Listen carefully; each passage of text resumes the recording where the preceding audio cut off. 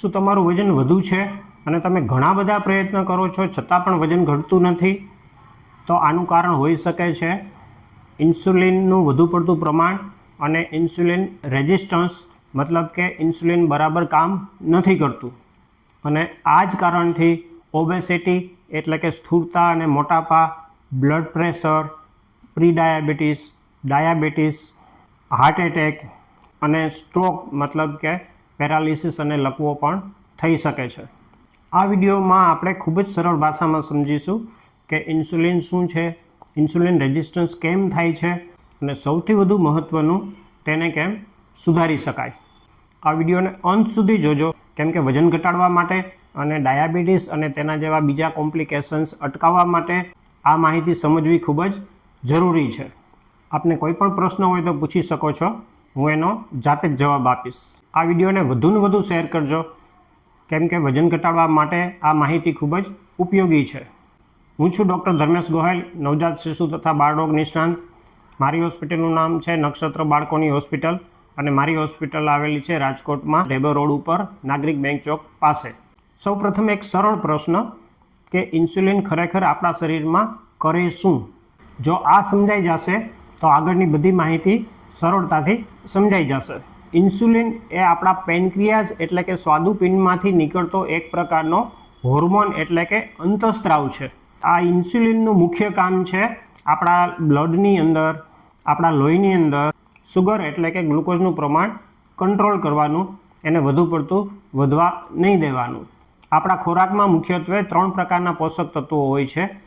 એક કાર્બોહાઈડ્રેટ, બીજું પ્રોટીન અને ત્રીજું ફેટ એટલે કે ચરબી. કાર્બોહાઈડ્રેટનું પાચન થઈ અને ગ્લુકોઝ અને ફ્રુક્ટોઝ વગેરે જેવી સુગર બને છે. પ્રોટીનનું પાચન થઈ એમિનો એસિડ બને છે અને ફેટ એટલે કે ચરબીનું પાચન થઈ ફેટી એસિડ અને ગ્લિસરોલ બને છે. પાચન થયા પછી આ બધા તત્વો આપણા લોહીની અંદર ભળે અને એને કારણે આપણા બ્લડની અંદર ગ્લુકોઝનું પ્રમાણ વધી જાય. એટલે એને ઘટાડવા માટે, એને નોર્મલ કરવા માટે આપણું પેનક્રિયાઝ એટલે કે સ્વાદુપિંડ ઇન્સ્યુલિન નામના હોર્મોનનો સ્ત્રાવ કરે, રિલીઝ કરે. આપણા શરીરની અંદર અબજો કોષ આવેલા હોય છે અને આ કોષને આ બધા પોષક તત્વોની જરૂર હોય છે. હવે આ રિલીઝ થયેલું ઇન્સ્યુલિન આપણા કોષની ઉપર ઇન્સ્યુલિન રિસેપ્ટર આવેલા હોય છે તેની સાથે જોડાય અને એકવાર આ ઇન્સ્યુલિન રિસેપ્ટર સાથે જોડાય એટલે આ બધા જે પોષક તત્વો સેલ્સ એટલે કે કોષની અંદર પ્રવેશ કરે. આને તમે એવી રીતે સમજો કે ઇન્સ્યુલિન રિસેપ્ટર જે છે એ કોષના દરવાજા ઉપર મારેલું તાળું છે. તો જ્યાં સુધી આ તાળું બંધ હોય ત્યાં સુધી જે પાચન થયેલા જે પોષક તત્વો છે, એમિનો એસિડ છે, ગ્લુકોઝ છે, એ બધા કોષની અંદર પ્રવેશી શકે નહીં અને ઇન્સ્યુલિનને તમે ચાવી સમજો. હવે આ ઇન્સ્યુલિન રૂપી ચાવી વડે ઇન્સ્યુલિન રિસેપ્ટર નામનું તાળું ખુલે એના પછી જ ગ્લુકોઝ અને એમિનો એસિડ જેવા પોષક તત્વો આપણા સેલ્સ એટલે કે કોષની અંદર પ્રવેશી શકે. આપણા શરીરની અંદર અબજો કોષ આવેલા છે એટલે આ બધા કોષની અંદર ઇન્સ્યુલિનની મદદથી ગ્લુકોઝ પ્રવેશ કરે એટલે સ્વાભાવિક રીતે જ આપણા બ્લડ એટલે કે લોહીની અંદર જે ગ્લુકોઝનું પ્રમાણ વધી ગયું હતું એ પાછું નોર્મલ થઈ જાય, ઘટી જાય. અને એકવાર આપણા બ્લડની અંદર ગ્લુકોઝનું પ્રમાણ નોર્મલ થઈ જાય એટલે આપણા પેનક્રિયાઝમાંથી, સ્વાદુપિંડમાંથી ઇન્સ્યુલિનનું જે રિલીઝ થતું હોય એ પણ બંધ થઈ જાય. હવે જો આપણે ખોરાકમાં વધુ પ્રમાણમાં સિમ્પલ કાર્બોહાઈડ્રેટ એટલે કે સુગર લઈએ, વધુ પ્રમાણમાં રિફાઇન્ડ કાર્બોહાઈડ્રેટ્સ એટલે કે મેંદો છે, સ્ટાર્ચ છે, કોર્ન સ્ટાર્ચ છે વગેરે આપણે લઈએ અથવા તો વધુ પ્રમાણમાં પ્રોસેસ ફૂડ લઈએ તો આ બધાનું આપણા શરીરમાં ખૂબ જ ઝડપથી પાચન થઈ જાય અને એને કારણે આપણા લોહીની અંદર ગ્લુકોઝનું પ્રમાણ ખૂબ જ વધી જાય. હવે આ વધી ગયેલો ગ્લુકોઝ આપણા શરીરને નુકસાન કરે એટલે એને ઘટાડવા માટે આપણા પેનક્રિયાઝમાંથી એટલે કે સ્વાદુપિંડમાંથી ખૂબ જ વધુ પ્રમાણમાં ઇન્સ્યુલિન રિલીઝ થાય એટલે આપણા બ્લડની અંદર ઇન્સ્યુલિન પણ બહુ વધુ પ્રમાણમાં વધી જાય. એને ઇન્સ્યુલિનની સ્પાઇક કહેવાય. અને આ ઇન્સ્યુલિન વધુ પડતું રિલીઝ થાય, આપણા બ્લડની અંદર ગ્લુકોઝનું પ્રમાણ વધી ગયું હોય એ ગ્લુકોઝને ચરબી એટલે કે ફેટમાં રૂપાંતર કરી દે અને એને કારણે આપણા શરીરની અંદર ચરબીનું પ્રમાણ વધવા માંડે, આપણું વજન વધવા માંડે. અને ઇન્સ્યુલિનને કારણે આપણા બ્લડની અંદર ગ્લુકોઝનું પ્રમાણ એકદમ ઘટી જાય, એને કારણે આપણને પાછી ભૂખ લાગે અને આપણે પાછું ખાઈએ, અને એ પાછું ખાઈએ એટલે પાછું ગ્લુકોઝ વધે, અને એને કંટ્રોલ કરવા માટે પાછું ઇન્સ્યુલિન રિલીઝ થાય અને પાછી આપણા શરીરમાં ચરબી વધે.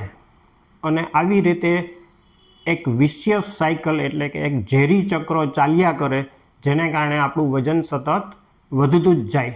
આ સુગર એટલે કે ખાંડ આપણા શરીરને કેટલા બધા નુકસાન કરે છે અને શા માટે નુકસાન કરે છે એ માટે મેં એક વિડીયો બનાવ્યો છે, એને પણ આપ ચોક્કસથી જોઈ લેજો. તો હવે આપણે મૂળ પ્રશ્ન ઉપર આવીએ કે વજન શા માટે ઘટતું જ નથી. તો હમણાં જ આપણે સમજ્યું કે જ્યાં સુધી આપણે આપણા ખોરાકમાં સિમ્પલ કાર્બોહાઈડ્રેટ એટલે કે સુગર અને રિફાઇન્ડ કાર્બોહાઈડ્રેટ્સ જેવા કે મેંદો, સ્ટાર્ચ વગેરે આપણે ખોરાકમાં વધુ પ્રમાણમાં લેતા રહીએ તો એના કારણે આપણા શરીરની અંદર ગ્લુકોઝનું પ્રમાણ વધુ પડતું વધ્યા રાખે, અને એ ગ્લુકોઝને કંટ્રોલ કરવા માટે ઇન્સ્યુલિન પણ વધુ પ્રમાણમાં રિલીઝ થયા કરે. હમણાં જ આપણે સમજ્યું કે ઇન્સ્યુલિનનું મુખ્ય કામ છે ગ્લુકોઝમાંથી ચરબી બનાવવી. તો જ્યાં સુધી આપણે એવા પદાર્થો ખાશું કે જેના કારણે આપણા ગ્લુકોઝ વધતું રહે, તો એના કારણે ઇન્સ્યુલિન પણ વારંવાર રિલીઝ થયા કરશે, અને એના કારણે એ ગ્લુકોઝનું ચરબીમાં રૂપાંતરણ કર્યા રાખશે. અને જ્યાં સુધી ઇન્સ્યુલિનનું પ્રમાણ આપણા શરીરની અંદર વધુ પ્રમાણમાં હશે ત્યાં સુધી આપણા શરીરની અંદર જે ચરબી જમા થઈ ગઈ છે એ ફરી પાછી ક્યારેય વપરાઈ શકશે નહીં, કારણ કે ઇન્સ્યુલિનનું કામ જ છે ચરબી બનાવવું. જો આપણા શરીરની અંદર રહેલી ચરબીને વાપરવી હોય, એને ઘટાડવી હોય, તો ફરજિયાતપણે ઇન્સ્યુલિનનું પ્રમાણ આપણે ઘટાડવું જ પડે. હવે મુખ્ય પ્રશ્ન કે ઇન્સ્યુલિન રેઝિસ્ટન્સ એટલે કે ઇન્સ્યુલિન બરાબર કામ ન કરે એ કેવી રીતે થાય? હવે જો વારંવાર આપણે આપણા ખોરાકની અંદર સુગર અને રિફાઇન્ડ કાર્બોહાઈડ્રેટ્સ વધુ પ્રમાણમાં લેતા રહીએ તો વારંવાર આપણા બ્લડની અંદર ગ્લુકોઝનું પ્રમાણ વધુ રહે, અને આ વધેલા ગ્લુકોઝને ઘટાડવા માટે વારંવાર આપણા શરીરની અંદરથી ઇન્સ્યુલિન રિલીઝ થયા રાખે, અને આ ઇન્સ્યુલિન ગ્લુકોઝને ચરબીમાં વારંવાર રૂપાંતરણ કર્યા રાખે, એના કારણે આપણા શરીરની અંદર ચરબીનું પ્રમાણ સતત વધ્યા રાખે.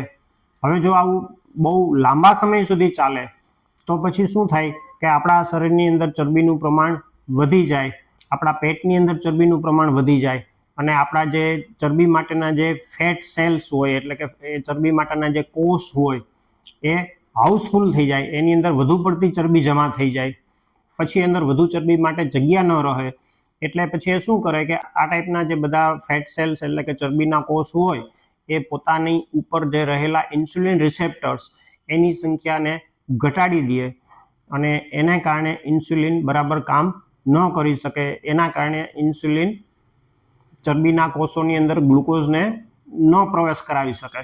એ ઉપરાંત આ ચરબીથી હાઉસફુલ થઈ ગયેલા કોષો એવા અમુક ઇન્ફ્લામેટરી તત્વો રિલીઝ કરે. ઇન્ફ્લામેટરી તત્વો મતલબ કે જે શરીરમાં સોજો વધારે એ ટાઈપના તત્વો રિલીઝ કરે, અને આ તત્વોના કારણે ઇન્સ્યુલિન બરાબર કામ ન કરી શકે. ઇન્સ્યુલિન બરાબર કામ ન કરી શકે એને ઇન્સ્યુલિન રેઝિસ્ટન્સ કહેવાય. અને આ ઇન્સ્યુલિન રેઝિસ્ટન્સના કારણે પછી આપણા બ્લડની અંદર ગ્લુકોઝનું પ્રમાણ કંટ્રોલ ન થઈ શકે, ગ્લુકોઝનું પ્રમાણ વધતું જાય, અને જો એ નોર્મલ કરતાં થોડા પ્રમાણમાં ગ્લુકોઝનું પ્રમાણ વધે તો એને આપણે પ્રી ડાયાબિટીસ કહીએ, અને જો એ વધુ પ્રમાણમાં ગ્લુકોઝનું પ્રમાણ વધી જાય તો ડાયાબિટીસ થઈ જાય. આ પ્રી ડાયાબિટીસ વિશે પણ મેં એક વિડીયો બનાવ્યો છે જેમાં મેં સમજાવ્યું છે કે આપણને ડાયાબિટીસ થાય જ નહીં એના માટે આપણે શું કરવું, તો એ વિડીયો પણ ચોક્કસથી જોજો. એ ઉપરાંત ઇન્સ્યુલિન રેઝિસ્ટન્સના કારણે શું થાય કે ઇન્સ્યુલિન બરાબર કામ ન કરી શકે, એના કારણે ગ્લુકોઝ આપણા શરીરના કોષની અંદર પ્રવેશી ન શકે, અને આપણા દરેકે દરેક કોષને કામ કરવા માટે ગ્લુકોઝની જરૂર તો પડે જ, અને એટલે ગ્લુકોઝ વધુ મેળવવા માટે આપણું શરીર ફરીથી ભૂખ લગાડે, અને આપણું શરીર ગ્લુકોઝ માટે થઈને આપણામાં સુગર માટેની ક્રેવિંગ્સ ઉત્પન્ન કરે. ક્રેવિંગ્સ મતલબ કે તમને સુગર ખાવાની તીવ્ર ઈચ્છા થઈ જાય, અને આવી રીતે વારંવાર તમને ભૂખ લાગ્યા કરે, અને સુગર અને મીઠું ખાવાની તમને ક્રેવિંગ્સ આવ્યા કરે, અને એના કારણે આપણે વારંવાર પાછું આપણે ખાઈએ, અથવા તો આપણે વધુ સુગર હોય એ ટાઈપના પદાર્થો આપણે પાછા ખાઈએ અને એના કારણે ફરીથી આપણું ગ્લુકોઝનું પ્રમાણ વધી જાય અને આ ગ્લુકોઝનું પાછું ચરબીમાં કન્વર્ટ થઈ જાય એટલે ફરીથી આપણું વજન વધી જાય અને આવી જ રીતે આ વિશિયસ સાયકલ એટલે કે ઝેરી ચક્ર ચાલ્યા રાખે. તો જો આપણે ખરેખર વજન ઘટાડવા માંગતા હોય તો સૌપ્રથમ આપણે આપણા શરીરની અંદર ઇન્સ્યુલિનનું પ્રમાણ ઘટાડવું પડે. ઇન્સ્યુલિન રેઝિસ્ટન્સ જો હોય તો એની આપણે સારવાર કરવી પડે. આ ઇન્સ્યુલિન રેઝિસ્ટન્સના કારણે આપણા શરીરને શું શું નુકસાન થાય અને આ ઇન્સ્યુલિનનું વધુ પ્રમાણ અને ઇન્સ્યુલિન રેઝિસ્ટન્સને આપણે કઈ રીતે મટાડી શકીએ એ વિશે જો આપણે જાણવું હોય તો મને કોમેન્ટમાં યસ એવું કોમેન્ટ કરજો. જો આપને વિડીયો ગમ્યો હોય તો ચોક્કસથી લાઈક કરજો અને વિડીયો કેવો લાગ્યો એના વિશે પણ ચોક્કસથી કોમેન્ટ કરજો અને આવા જ પ્રકારની આરોગ્ય માહિતી માટે મારી ચેનલને સબસ્ક્રાઈબ કરવાનું ના ભૂલતા.